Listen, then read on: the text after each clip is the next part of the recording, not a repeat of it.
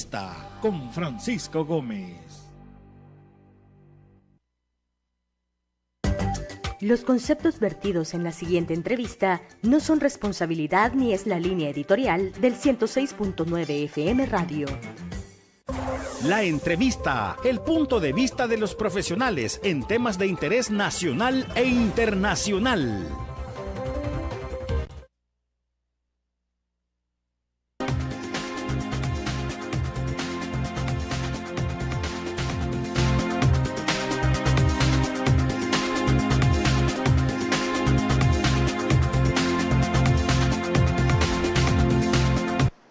El Salvador sigue dando muchas sorpresas. Ayer el presidente de la República, en su discurso ante la ONU, habló de un país donde no se encarcela a la oposición, un país donde hay libre expresión, un país donde se vive en libertad completamente. ¿Hablaba de El Salvador o de qué país? No sé, piénsalo. Buenas noches. Qué bueno estar con todos ustedes. Bienvenidos a este espacio en Agape TV Canal 8. Estamos en transmisión y esta señal originada en la producción de Mix de Medio. Soy Francisco Gómez, inmenso el gusto de estar acompañado de todos ustedes. Hoy está con nosotros el fundador del Movimiento San Salvador, otra ciudad es posible, y analista político, periodista, cantautor, un vividor de la vida bohemia de El Salvador. No, qué bueno esté con nosotros Andrés Espinosa. Andrés, qué gusto que esté con nosotros. Bueno, muy agradecido de estar aquí nuevamente con vos y con tu audiencia. Y has dicho dos frases terribles para mí. Cuando decís bohemio, la gente piensa que uno es bolo, hombre. y no es cierto. Y segundo, me decís analista político. Por ahí anda un expresidente diciendo que somos opinólogos. Y ese término me parece interesante. Me gusta más. Así que soy un opinólogo, graduado y con maestría. Perfecto, Andrés, qué gusto. Qué bueno que esté con nosotros. Bueno, ya estamos acercándonos al 5º mes de la función municipal en nuestro país. Pasaron los 100 días del municipalismo sin pena ni gloria para la mayoría de municipios de los 44 del país, por no decir que todos, pero hay poca aceptación de la población, o así realmente va a quedar. Igual, usted sigue viviendo en el distrito solo de forma legal, pero usted sigue viviendo en Mexicanos, en Soyapango, en fin, en cualquier lugar. Esos son los lugares, sí. Porque usted no puede ir a otra alcaldía, digamos, si es de San Salvador Centro, viven Mexicanos y quiere ir a la capital, a San Salvador, a hacer un trámite, no se puede, tiene que estar en la suya. Pero, ¿qué tanta aceptación tiene la población ante ello, Andrés? Mira, dijiste sin pena ni gloria, yo diría que con mucha pena y muy poca gloria, o nula gloria. Hasta donde yo he visto en los municipios, ¿qué es lo que siente la gente? Que le han alejado de una manera exagerada no solo al alcalde, sino la posibilidad de una solución al problema que sea. Se le ha alejado y pareciera ser que esa va a ser la tendencia en lo que resta del gobierno municipal. Si te fijas, la misma colonia se organiza, pone de su dinero para reparar las calles. Y así van a ir solucionando otro tipo de problemas. Pero el ministro de Obras Públicas dijo de que esto lo hace la población por tanto aprecio y en agradecimiento al presidente de la República. Pues sí, yo pongo en duda que el señor ministro haya ido a platicar con esa gente a ver si es cierto que eso es. La verdad es por desesperación, que nadie le resuelve. Y la gente así mira, ese es un mensaje importante. Si en cosas tan sencillas como reparar una calle no me respondes, en cosas tan trascendentales como cambiar la economía del país tampoco me respondes, entonces la ciudadanía va a tomar las soluciones por sus manos. Y ese es el problema. Y si los traspolamos a los problemas nacionales, sobre todo el gran problema que dice la gente que ahora tiene, que es el problema número 1, que es el problema económico, pues yo siempre he dicho, y yo creo que el gobierno actual lo ha de tener bien claro. Cuando el hambre entra por la puerta, el amor sale por la ventana. Y esa es una regla que de verdad se cumple. Y si te fijas, por lo menos en lo que se refiere a los funcionarios, no el presidente, pero de la municipalidad para abajo, incluyendo los diputados, pues pareciera ser que cada vez el descontento de la población es mayor.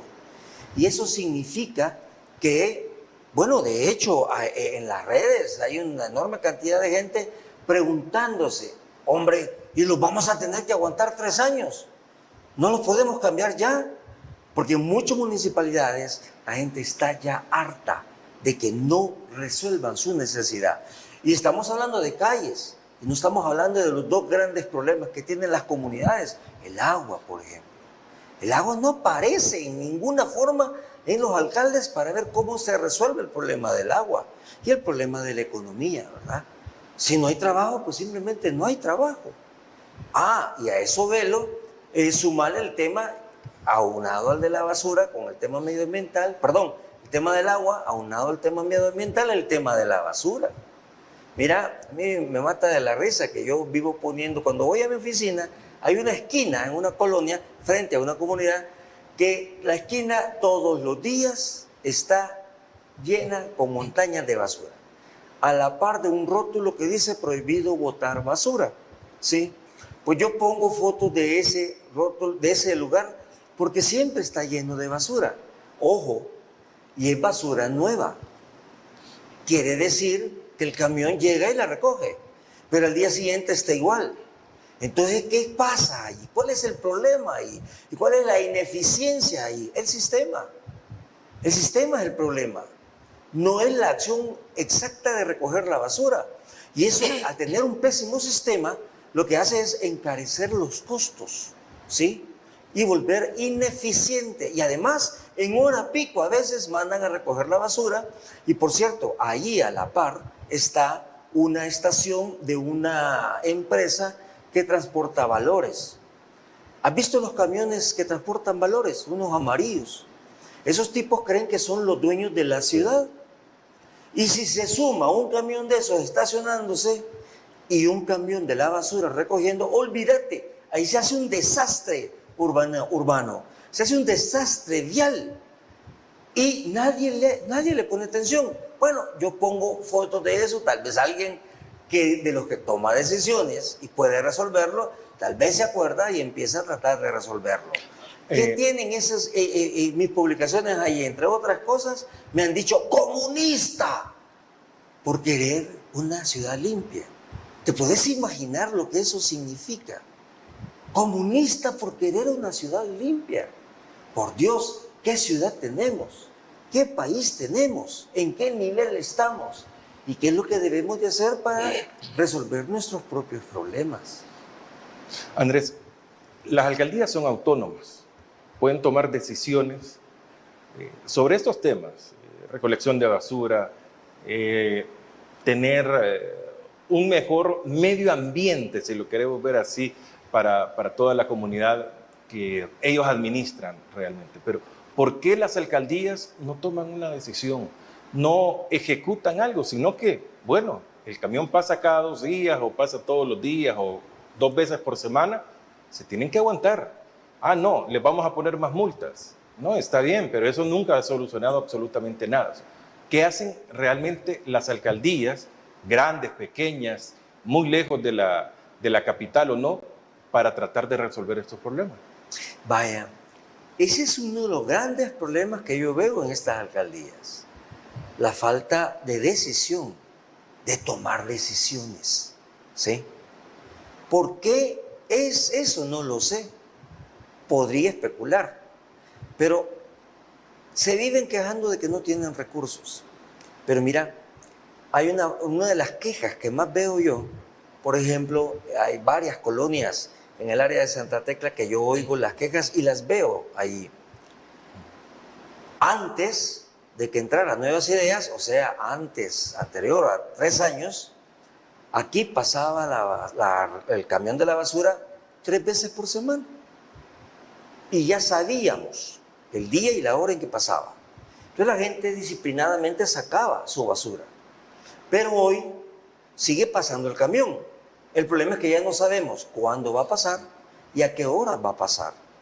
Entonces, vuelvo a insistir, ¿cuál es el problema? El sistema. Se ha pisoteado los pocos sistemas que medianamente funcionaban. Hoy, ¿por qué lo hacen así? No tengo ni la más remota idea. Pero la incompetencia de una enorme cantidad de alcaldes manifiesta en los primeros meses de gobierno es abrumadora, es abrumadora.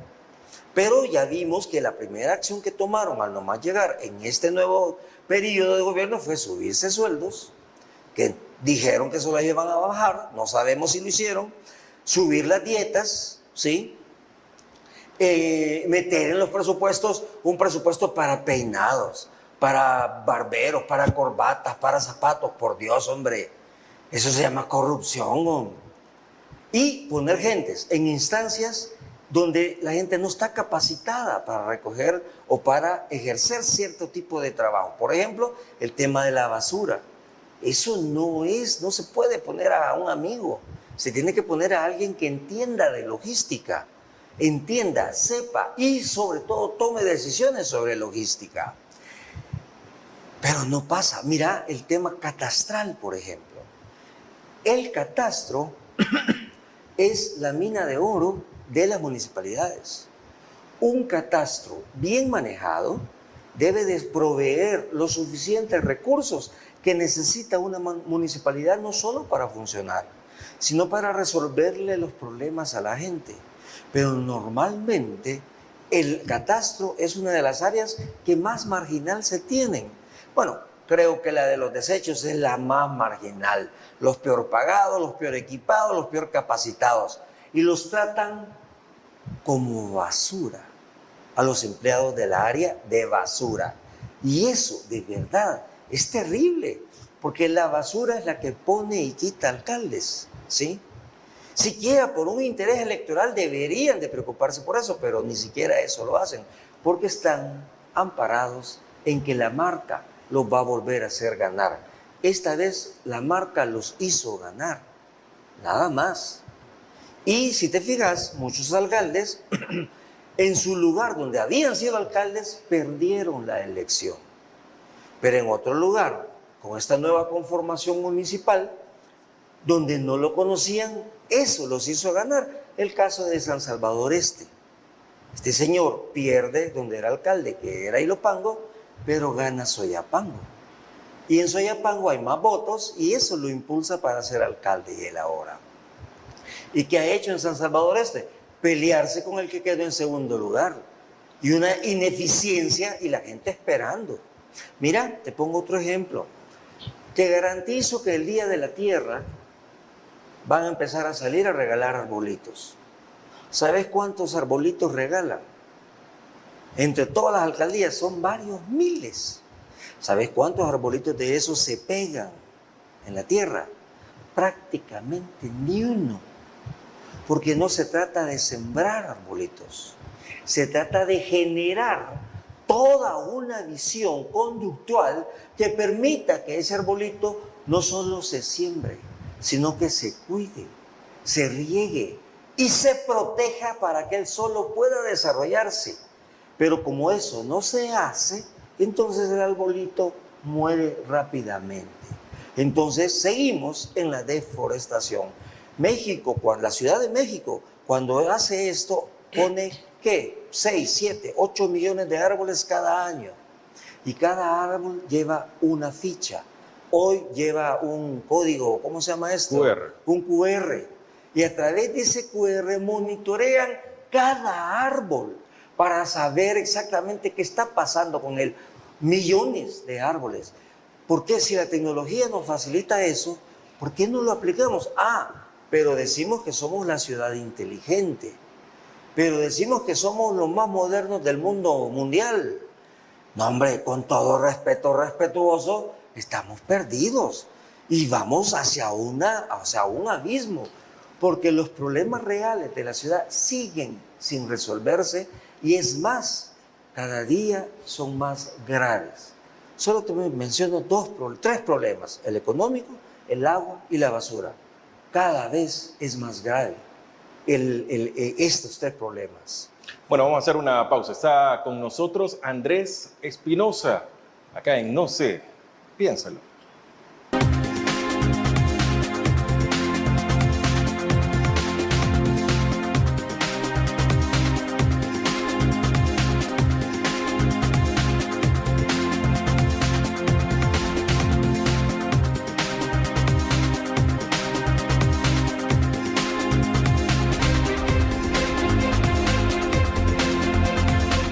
Gracias, continuamos con todos ustedes. Feliz provecho. Nos puede ver en redes sociales, en YouTube, en Facebook, al igual que en X, ya sea en las redes sociales de la radio de Mix de Medio, al igual que en Agape TV Canal 8. Está Andrés Espinosa con nosotros.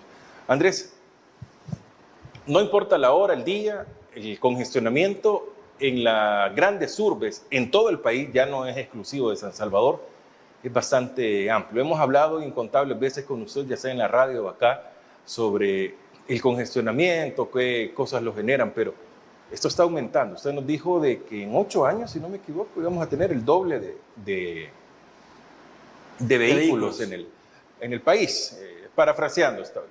Pero el punto es que cada día, no importa que sea un domingo en cualquier zona, hay un congestionamiento bastante amplio, porque tráfico es todo, congestionamiento es el que nos preocupa. Pero ¿a qué quiero llegar con esto? ¿Qué tanto involucramiento hay de parte de la municipalidad hacia estos temas? ¿Cómo ellos también colaboran para que no tengamos tanto congestionamiento? No es tarea únicamente del BMT, parte de nosotros y otras autoridades también, ¿no? Vaya, cuando vos le haces esa pregunta a los alcaldes, ¿qué te dicen los alcaldes? No, hombre, eso no me toca a mí, eso le toca al BMT. Pues no es cierto. Primero que el Código Municipal le da algunas potestades mínimas, pero le da potestades a los alcaldes sobre el tema de la circulación. Claro, el señor viceministro de Transporte, pues yo me imagino que se ha preocupado por San Salvador, San Miguel y Santana, pero andate en Anamorós. El señor ministro, yo creo que no tiene ni la más remota idea de lo que ha de pasar en términos de congestionamiento o de flujo vehicular en Anamorós, o en Polorós, o en Intipucá, qué sé yo, allí no se ha de meter. ¿Por qué? Porque ha de estar, bueno, creo que ya hay suficiente paquete con el tema de las grandes ciudades. Pero mira, y las ciudades conurbanas, como es el caso de San Salvador. Yo creo firmemente que todo aquello que afecta la vida de los ciudadanos de tu ciudad le concierne al alcalde. El agua, por ejemplo. Yo en el tramo anterior hablé del agua. ¿El agua no le toca al alcalde? Claro que sí le toca. ¿Por qué? Porque en las comunidades, y hoy, por ejemplo, en el San Salvador, que se han metido comunidades como Ayutustepeque, mexicanos, Cocatancingo, anda a ver cómo es el problema del agua en esas comunidades. Es gravísimo. Y el congestionamiento, mira, en mexicanos, si ahí hay 2 embudos, hombre, solo hay 2 calles por las que podés salir. Andate a la hora pico. Y todavía, anda 2 horas después de la hora pico. Es terrible. Ahora, ¿qué pasa con el congestionamiento en las grandes ciudades? ¿Cuál es el problema real de esto? Ya lo hemos tocado aquí. El problema es que durante tantos años, esto no es un problema de gobierno, es un problema de Estado. Durante tantos años, lo que se ha privilegiado es el transporte privado, el transporte individual. Y se ha sacrificado el transporte colectivo, haciendo que cada día sea peor. ¿Para qué? Para que usted se vea en la terrible necesidad de resolverlo por usted mismo. ¿Y cómo se resuelve? ¿Cuál es la única salida? Buscar un medio propio, privado, para resolver su movilidad. ¿Y a través de qué está resolviendo su movilidad? Comprar carro, aunque sea una cháchara vieja, ¿sí? O de esos carros chocados que nos vienen del norte, o una moto. Y así resuelve el problema. Sí, yo dije aquí, cada 7.65 años es que se duplica el parque vehicular. Pareciera que vamos a batir récord ahora, porque para el 2030 vamos a tener más de 3 millones de vehículos 3.4 millones de vehículos aproximadamente vamos a tener en 2030. ¿Y a cuántos años estamos del 2030? A 5 años y par de meses. 5 años y un par de meses estamos del 2030. Y para esa época vamos a tener el doble de calles. Ojo, si queremos estar igualito que como estamos ahorita, necesitaremos el doble de calles. Y algo me dice que no va a ser así. Entonces, ¿qué vamos a hacer cuando tengamos el doble de vehículos? Si ya de por sí, y usted lo siente, todos lo sentimos, cada día se siente más tránsito. Y si usted pone el Waze o pone el Map, con más frecuencia le dice, el tiempo estimado para su destino es de tanto. Hay más congestionamiento que de costumbre, le dice el Waze. Con más veces más frecuentemente le manda ese mensaje. ¿Por qué? Porque hay más congestionamiento. Bueno, hace más de un año se pusieron los semáforos inteligentes, ¿sí? Me acuerdo que en agosto del año pasado iban a empezar a funcionar, no, que en octubre, no, que el otro año, no, que en agosto pasado, no, que en este. Y entonces están los semáforos inteligentes, pero no están sincronizados. Y hay algunos semáforos que se han puesto en varias calles que han llegado a complicar el congestionamiento, a hacerlo más grave que hacerlo más fluido. El caso más concreto, el que está en la Jerusalén.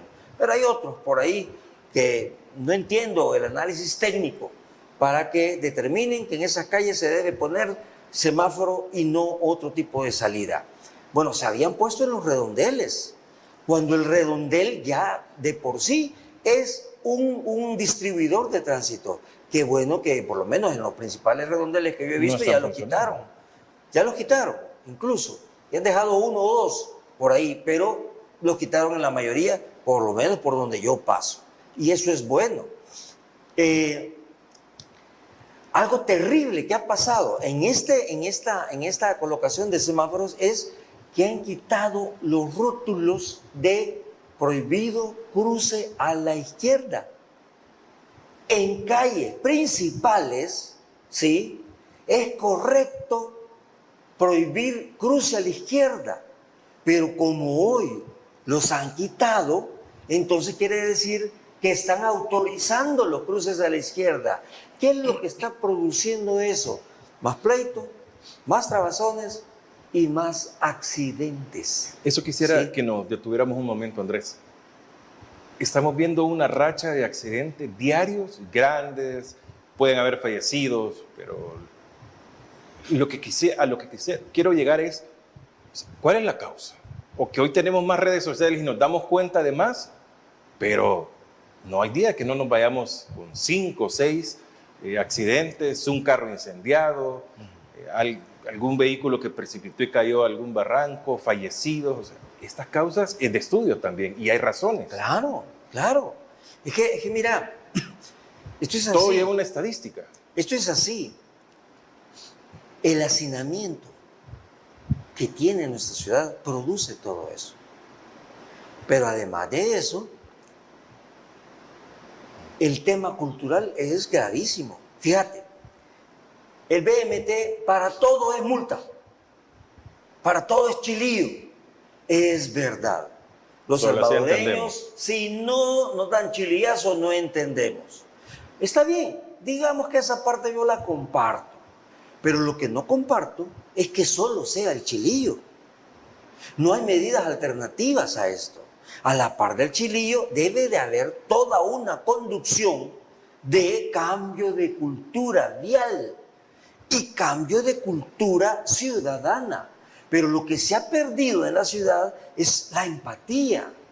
Mira, si vos dejas pasar, en lo personal, yo hago con frecuencia, yo dejo pasar a la gente que nadie deja pasar. Pero ¿qué pasa con los carros que están atrás de mí? Me insultan, me gritan, me pitan. Hijo de Lule, ¿qué es lo que no te hacen? Porque yo dejé pasar a una señora con 2 niños, a un muchacho que hoy dejé pasar a un muchacho que llevaba una carga en una carreta de plátanos, de fruta, de verduras, etc. Ese muchacho que fue en una colonia de estas, de las bonitas de San Salvador, ese muchacho sin duda alguna estaba en el centro histórico vendiendo lo mismo, pero como le quitaron la acera, lo echaron, lo expulsaron de la misma calle donde la sociedad lo tiró del centro histórico, hoy tiene que andar en estas colonias vendiendo. O sea, el problema de la venta en el centro, tal vez en el centro ya no está, pero el problema de la informalidad no se ha superado. Y pareciera ser que la intención no es resolver el problema de la informalidad, es simplemente apartarlo, que se vaya para otro lado, donde se vea menos, probablemente sea la misión o la visión que se tiene de los tomadores de decisiones. Y fíjate, bueno, ya me metí a hablar de otro tema, pero la siniestralidad que tenemos es espeluznante. Mira cuántos accidentes hay de motos que se estrellaron con un furgón que lleva caña. ¿Cuántos? Este año, mira las estadísticas, cualquier cantidad. ¿Y por qué? ¿Y por qué se estrella? Porque el camión se estaciona, se hace a un lado, pero no lleva la señalización que pide la ley. ¿Y de quién es culpa? ¿Del chofer? No, es del dueño de la empresa de caña. Pero ¿quién le va a decir a los cañeros, mire, me corrija eso, que está matando a la gente porque no lo ve? ¿Quién va a hacer eso?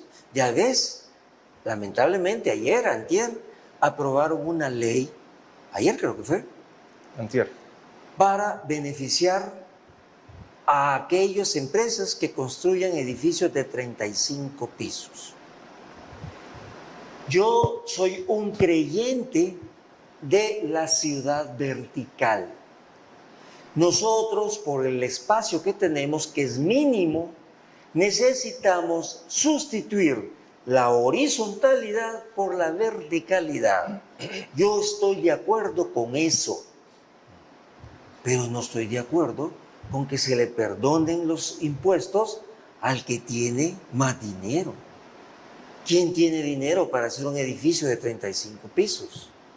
Cuando la demanda de vivienda anda cerca de los 400,000 de gente pobre. ¿Por qué no sacamos una ley que estimule que este señor también haga un buen negocio construyendo casas de interés social? ¿Qué te dicen las grandes empresas cuando uno les plantea hagamos casas de interés social? No, es que es poco rentable. Bueno, quitémosle los impuestos para que la gente tenga casa. Y vamos resolviendo poco a poco uno de esos problemas. Y ahí vos podés controlar a la población. Fíjate, yo metí un proyecto cuando trabajaba en la alcaldía de San Salvador, porque descubrimos que los trabajadores de la municipalidad que recogen la basura no viven en San Salvador. La inmensa mayoría viene de a saber de dónde. ¿Y cómo es que llegan a las 3:30, 4 de la mañana a su trabajo? ¿Cómo hacen? Yo todavía no lo sé. Desde que han de pagar a saber qué, pick-up, lo que sea, microbús, yo no sé. Pero imagínate la problemática que tienen nuestros trabajadores de la municipalidad para llegar tan temprano para empezar a trabajar. Mal comidos, ¿sí? Mal vestidos. Ya lo dije, mal equipados, mal capacitados, mal pagados, etc. Pero entonces dijimos, bueno, ¿y por qué no generamos una colonia en tanta casa abandonada en el centro histórico para estos trabajadores? Porque allá donde vive no es de ellos, están pagando alquiler. Igual, pagan alquiler, pagan agua que no tienen, pagan energía, pagan el transporte, pagan la comida, etc. Pero si hacemos una colonia en estas casas o colonias cerca de su lugar de trabajo que están abandonadas, entonces hacemos que él primero duerma más y ya no se levante tan temprano y llegue más descansado a cumplir con su trabajo. Segundo, le vamos a dar la posibilidad de que al mediodía regrese a su casa a almorzar y no tenga que gastar en la calle, ¿sí? Tercero, se va a ahorrar el costo del pasaje. Entonces le estamos mejorando el sueldo sin mejorar el sueldo, imagínate. Pero ¿qué pasa? No, es que es poco rentable. Y elevamos a él la calidad de vida. Pero ¿por qué no se hace eso? Ah, porque es poco rentable. ¿Y por qué es poco rentable? Porque estamos en un mundo no capitalista. Estamos en un mundo feudal o muy parecido a lo feudal, donde las ganancias no pueden ser ganancias. Tiene que ser la ganancia sobre la ganancia sobre la ganancia y después le subimos más sobre la ganancia. Ese es el problema que tiene nuestra economía, un mercado deformado. Y eso, de verdad, atenta contra el bolsillo de todos nosotros. Bueno, vamos a hacer una pausa. Está con nosotros Andrés Espinosa en No sé, piénsalo.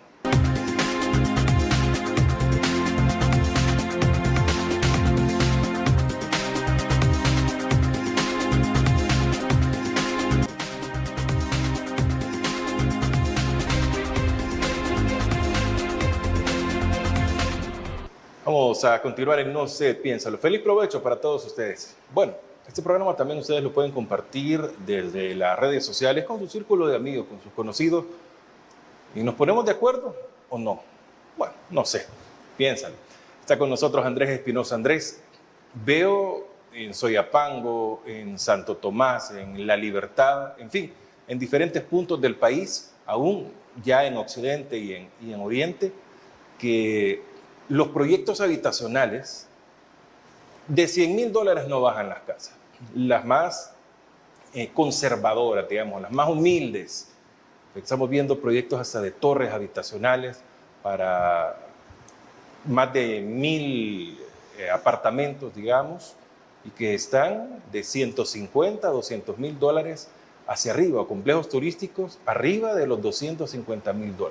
Pero ¿dónde queda, como usted mencionaba en el bloque anterior también, la casa de interés social? Porque eso no está al alcance de nosotros, todo este tipo de casas, de apartamentos. Y si son de 35 pisos hacia arriba, no quiero pensar cuánto puede valer cada uno de estos apartamentos, Andrés. Fíjate, 35 pisos. Yo estoy de acuerdo que ojalá que se logre hacer eso, pero nos plantea varios problemas un edificio de 35 pisos. Primero, ¿a cómo van a estar? ¿Para qué mercado van? ¿Sí? No resuelve el déficit habitacional que tenemos. Pero tiene 3 problemas graves eso. Número 1, ¿cuántos carros van a salir de una sola dirección? ¿Cuántos carros van a salir? En primera instancia, Sí. El congestionamiento en la zona del... Entrar y salir de su casa, simplemente. Y lo están haciendo en zonas donde cada vez hay más tránsito. ¿Por qué? Porque muchas casas se están convirtiendo en pequeñas empresas. Entonces, veámoslo desde el punto de vista de flujo vial. Ya es un reto, llamémosle reto, no problema. El otro gran reto es el abastecimiento de agua. ¿Y cómo se va a abastecer de agua si no tenemos agua ni siquiera para las comunidades? Mira, aquí hay varias colonias donde las casas grandes tienen piscina, pero las comunidades que quedan cercadas por las grandes casas no tienen agua ni para beber. Y en algunos casos se les quiere cerrar incluso lo que se llama servidumbre. Realmente el problema de la desigualdad es gravísimo. Y ojo, el problema de las maras no lo produjo la pobreza. Yo siempre pongo el ejemplo de Cinquera, un pueblito sumamente pobre. Durante muchísimo tiempo allí no hubo problema de maras. Pero ahí cerquita, en Suchitoto, sí. ¿Pero por qué no había problema de maras? Porque todos eran pobres. Las maras se producen por la desigualdad, no por la pobreza, ¿sí? Entonces, si seguimos fortaleciendo un sistema de desigualdad, probablemente estemos condenados a que fenómenos sociales como las maras puedan repetirse. Y eso es gravísimo, gravísimo. Porque no solamente va a bastar la represión del delito, sino quién sabe cuántas medidas más habrá que tomar como respuesta a esto. Tenemos que solucionar ese problema. La inclusión social. Mira, si a mí me dicen que el problema en mi carro es que se le salió el aire de la llanta, ¿Cómo lo resuelvo? Echándole aire. Si se le sale el aire, pues le echo aire. ¿Estamos de acuerdo? Y veo la fuga, ¿dónde está para corregirlo?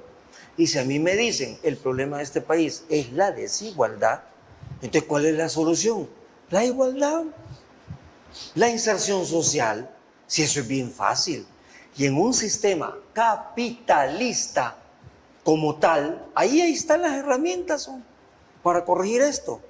Pero no estamos en un sistema capitalista, estamos en un sistema neoliberal que, como dijo Joan Manuel Serrat, el cantante español, el neoliberalismo es la política de sálvese quien pueda.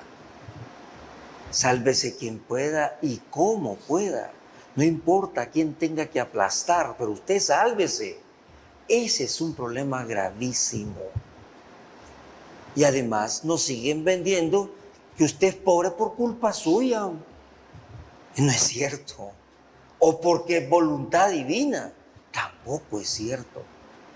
Yo estoy convencido, firmemente convencido, que en El Salvador existe los suficientes recursos para satisfacer las necesidades de todos nosotros. Pero no existe la suficiente riqueza para satisfacer la voracidad de unos cuantos. Esos cuantos son los mismos de siempre, los reales, mismos de siempre, y son los que nos tienen en una sociedad tan desigual. Eso hay que corregirlo. Entonces, ¿cómo vamos a corregir este tema? Este mercado lo podemos desarrollar y conducir. Fíjate, uno de los grandes problemas que tienen nuestros empresarios es que yo creo que más que empresarios son comerciantes. Exitosos, muchos de ellos, o la mayoría. Y una de las políticas que han tenido todos los gobiernos, incluyendo este, es que El Salvador sea atractivo para las inversiones internacionales o extranjeras. Queremos que los chelitos, ojos verdes, rubios, pongan su dinero aquí en El Salvador y generen fábricas, generen empleo, etc. Eso es lo que queremos. Pero ¿qué pasa con el dinero generado aquí mismo? Estos grandes comerciantes, estos grandes empresarios, agarran su dinero y se van para Sudamérica. Quiere decir que estos señores no creen en El Salvador, porque agarran su pistillo y se lo llevan para otro lado. Y ya hemos oído, es público, no me lo estoy inventando, es público las inversiones de miles de millones de dinero salvadoreño en empresas suramericanas, en Ecuador, en Colombia, en Argentina, en Chile. Hombre, si soy salvadoreño y tengo esta capacidad económica, pues lo correcto es creer primero en mi país. Y voy a poner un ejemplo, el que yo lo aplaudo y lo admiro. Este señor de Vijosa, hombre, apellido Saca. Víctor José Saca, creo que se llama. A ese señor yo lo aplaudo y lo admiro. Bueno, yo un poco imaginándome que él de repente agarró su cuchito, lo quebró y dijo, ve, tengo 100 millones de dólares aquí en el cuchito. ¿Qué voy a hacer con estos 100 millones? Abrió una planta industrial de medicamentos aquí. Ese dinero se quedó aquí. Generó empleos aquí. Generó plusvalía aquí. Genera mercado aquí. A ese señor yo le aplaudo. Ahora, ¿qué pasaría si todos los que tienen 100 millones o más lo invirtieran aquí? ¿O tendríamos otro país? Y mira, este tipo de comerciantes, este tipo de empresarios le temen a dos cosas, pero le tienen pavor a dos cosas. Número uno, al comunismo. No tienen claro qué es comunismo, pero le tienen miedo al comunismo. Terrible terror le tienen al comunismo. Pero hay algo a lo que le tienen más miedo que al comunismo. ¿Sabes qué es? A competir. Y máxima en igualdad de condiciones. Por eso cercan el mercado. Por eso no quieren competir aquí mismo. Bloquean el mercado. Yo recuerdo un consejo que les daba cierto asesor a estos industriales salvadoreños. Les decía, no voy a decir el nombre porque ya murió y no puede defenderse, pero yo iba como periodista a esos grandes, porque yo alguna vez participé en elaborar la revista de estos empresarios. Iba como periodista. Yo me acuerdo que este señor les decía, cuando ustedes vean que surge un emprendedor en el área donde ustedes tienen inversiones, aplástenlo chiquito, porque si no se les va a crecer. Por Dios, ¿qué capitalismo es ese?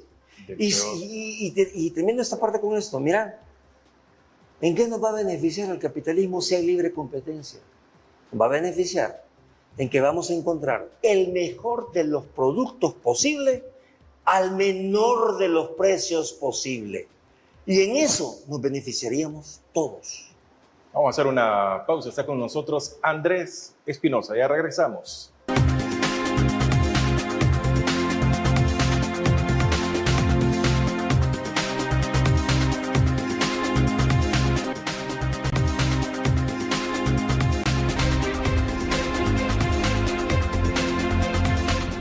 Bueno, vamos a continuar. Está con nosotros Andrés Espinosa en No sé, piénsalo. Andrés, el trabajo de los partidos políticos o el desenvolvimiento de los partidos políticos va a menos, porque se hizo una campaña del actual gobierno contra los partidos políticos, a pesar de que ya se tenía un desgaste, a pesar de que ellos también llegan por medio del vehículo partido político, en este caso el de ellos Nuevas Ideas, pero en general los partidos políticos están bastante desgastados. ¿A qué se debe esto y qué debemos de hacer para recuperarlos o realmente cambiamos las reglas? Mira, yo he sostenido en diferentes medios que este modelo de participación electoral en esta disque democracia ya caducó. ¿Cómo te demuestro que ya caducó? La tendencia a la abstención sube. ¿Y qué es lo que baja? La tendencia a la no participación, a la no participación. Eso sube. Entonces, si esto ha sido sostenido en 4, 5, 6 elecciones, creo que es importante que se evalúe por qué pasa esto.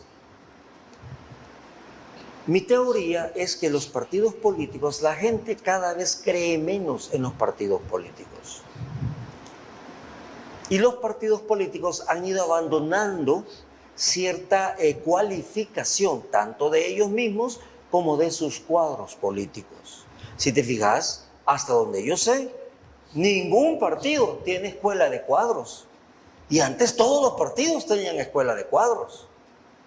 En las elecciones, los partidos políticos elegían a sus candidatos y los candidatos se preocupaban por hacer una oferta electoral.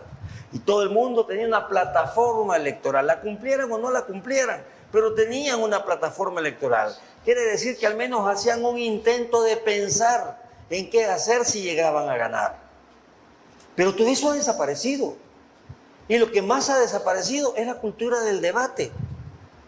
Ya nadie quiere debatir, cuando debería de ser obligatorio el debatir, porque allí vos vas a poder confrontar las ideas de unos y de otros y fortalecer las creencias, para un lado o para el otro. Entonces yo creo firmemente que este sistema de partidos no hay que cambiarlo, hay que fortalecerlo. ¿Y cómo se fortalece un producto? Ya lo explicaba yo en el tema del mercado. ¿Cómo se fortalece un producto? Poniéndole competencia real. En el caso de los partidos políticos, ¿hay que ponerle más partidos políticos? No, porque van a ser igual. Hay que ponerle competencia política, no partidaria. Es decir, en El Salvador deben de haber, a mi juicio, candidaturas independientes.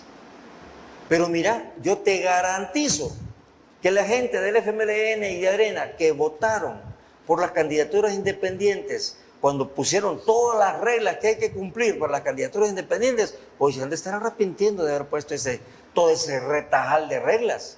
donde sale más fácil armar un partido que ser un candidato independiente. Hoy han de estar añorando, puchica hombre, hubiéramos flexibilizado. Bien dicen que cuando sos funcionario público debes de gobernar o ejercer tu puesto no para el momento en el que estás, sino para el futuro cuando ya no vas a estar. Hoy te garantizo que la conformación de la Asamblea Legislativa fuera diferente si hubiera habido verdaderas candidaturas independientes. Yo tengo amigos que de verdad son gente que ha comprobado su decencia en la práctica y que le hubiera gustado ser candidato a diputado o alcalde. Pero ¿por qué no son candidatos? Primero, porque no les interesa ser parte de un partido político. Y ojo, además, ¿cómo es que eligen los partidos políticos? Yo siempre he sostenido que cuando uno va en la elección nacional a votar, uno no va a elegir. Uno va a ratificar la elección que hizo otro. Antes eran las cúpulas. Va vos y va vos. Punto. Ahora hay elecciones internas. Y en las últimas, por lo menos en las últimas elecciones internas, ¿cuánto fue la participación en las elecciones internas? Mínima. El dato que tengo más es el de Nuevas Ideas. El 9% de los votantes inscritos en Nuevas Ideas fue el que decidió las candidaturas. Saquemos de la ecuación el tema presidencial, porque probablemente no había otro candidato y había como un criterio único de que el candidato a la presidencia era el señor Bukele. Pero ¿y las demás candidaturas? Ya dije, alcaldes reprobados por sus alcaldías, pero premiados por su partido. No se vale. Vamos a hacer una pausa para regresar con la parte final.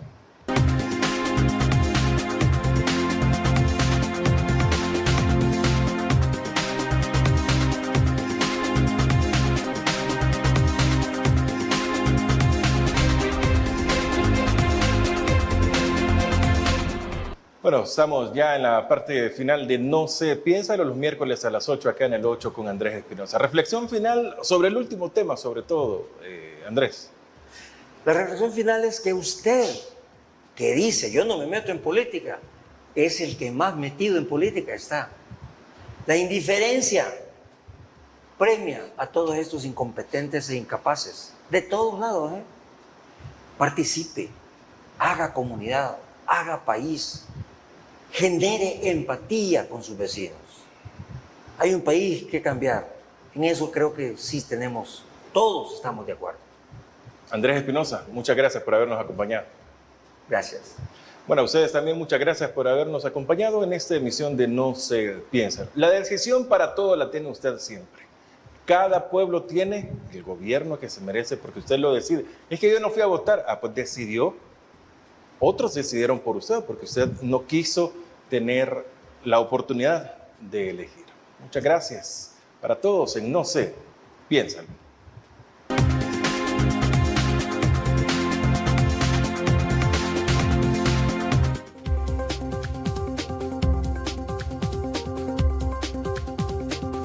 La entrevista, el punto de vista de los profesionales en temas de interés nacional e internacional. Los conceptos vertidos en la entrevista anterior no son responsabilidad ni es la línea editorial del 106.9 FM.